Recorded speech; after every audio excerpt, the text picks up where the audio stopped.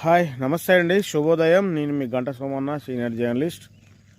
ఈరోజు పొద్దున్నే చాలా కాలం తర్వాత మళ్ళీ మిమ్మల్ని పలకరించేందుకు రావడం జరిగింది. సో ఇక్కడ ప్రధానంగా మనం మాట్లాడుకోవాల్సిన అంశం ఏంటంటే, నిన్న యూనియన్ ఆర్థిక మంత్రి నిర్మలా సీతారామన్ గారు మనకి పార్లమెంట్లో బడ్జెట్ ప్రవేశపెట్టారు కదా.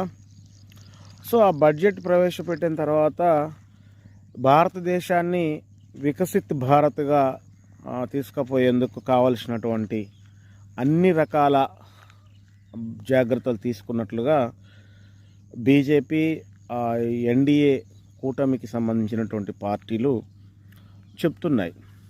కరెక్టే, వికసిత్ భారత్ కేవలం కార్పొరేట్లకు మాత్రమే వర్తిస్తుందేమో అన్నట్లుగా ఆ బడ్జెట్ కనిపిస్తూ ఉంది.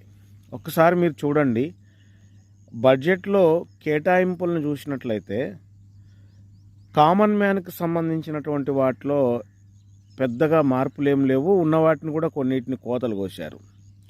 అదే కార్పొరేట్లకు కావాల్సింది, ఇప్పుడు మీకు సింపుల్గా ఒక మాట చెప్తా అండి. విమానాల విడిభాగాలు కొనే వాటికి రేట్లు తగ్గించారు. విమానాల విడిభాగాలు ఎవరు కొంటారు? కామన్ మ్యాన్ ఎవరైనా కొంటారా? కార్పొరేట్లు కొంటారు. మామూలుగా చిన్న చిన్న పనిముట్లు ఉంటాయి కదా, ఫర్ ఎగ్జాంపుల్ సిగరెట్, ఇట్లాంటివన్నీ కూడా ఎవరు తాగుతారు? సరే, దానివల్ల నష్టం జరగవచ్చు, అదొక భాగం. కానీ వాటికి అడిక్ట్ అయినటువంటి వాళ్ళంతా ఎవరు? కామన్ మ్యాన్ ఉంటాడు.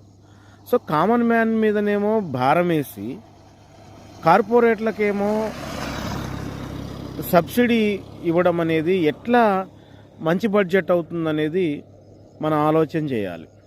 అదొక్కటే కాదు, ఇంకా అనేక రంగాలలో కూడా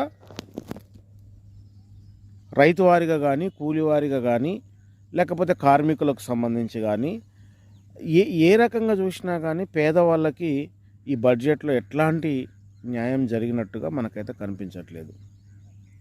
సో గత బడ్జెట్కి ఈ బడ్జెట్కి పెద్దగా తేడా లేకపోయినప్పటికీ, అంటే బడ్జెట్ ఫిగర్ పెరిగినప్పటికీ, పెద్దగా అనిపిస్తున్నప్పటికి కూడా దాంట్లో పేదలకి ఎవరికి ఒరిగిందైతే ఏమీ లేదనేది మనకు క్లియర్ కట్గా అర్థమవుతూ ఉంది. ఇక కొన్ని రాష్ట్రాలను మేదేసుకొని మోయడం, కొన్ని రాష్ట్రాలను విస్మరించడం కూడా కేంద్రం గత కొంతకాలంగా చేస్తున్నటువంటి పనిగా మనకు కనిపిస్తూ ఉంది. సో ఏదేమైనప్పటికీ కూడా ఈ బడ్జెట్ అనేది కామన్ మ్యాన్ పాలిట శాపంగానే చూడాలి. ఖరీదు